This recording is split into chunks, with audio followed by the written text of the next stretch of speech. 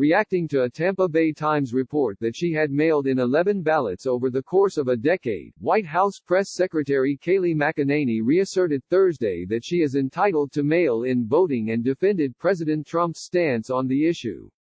Appearing on America's Newsroom, with hosts Ed Henry and Sandra Smith, McEnany explained that the president had been very clear on the issue. Twitter puts warning label on a Trump tweet on mail-in ballots, despite experts backing up Trump's concerns. Every American is entitled to vote the way that I did, she assured. If you are someone who is working out of state but your domicile is in a different state, you are absolutely entitled to request an absentee ballot and to cast your ballot by mail. I am entitled to that. The average voter is entitled to that. The president has no qualms with that, McEnany said. He's for absentee voting for a reason.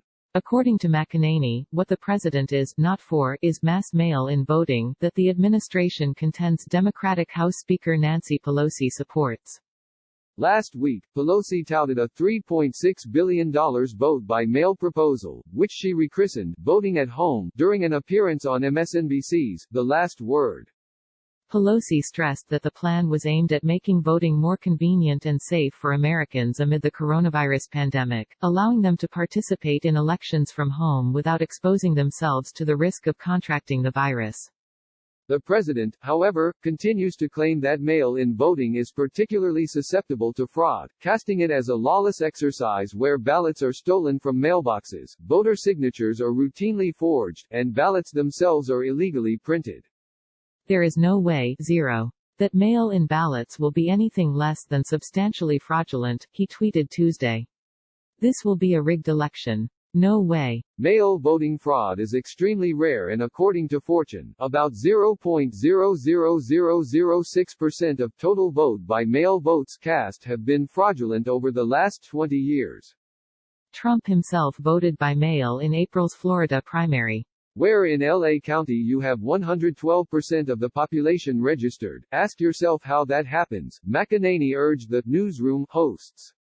And 112% of the population gets a ballot. Well, that leaves at least 12% subject to fraud, so that's what he's against, she concluded. He's not against the average everyday American who has a reason for casting their ballot, to get an absentee cast in that manner. Click here for the Fox News app.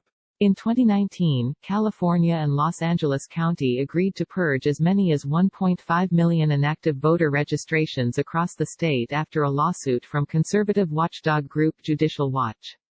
The suit alleged that the county, with more than 10 million residents, has more voter registrations than it has citizens old enough to register, with a registration rate of 112% of its adult citizen population. An agreement settling the case requires that all of the 1.5 million potentially ineligible registrants be notified and asked to respond. If there is no response, those names are to be removed as required by the National Voter Registration Act.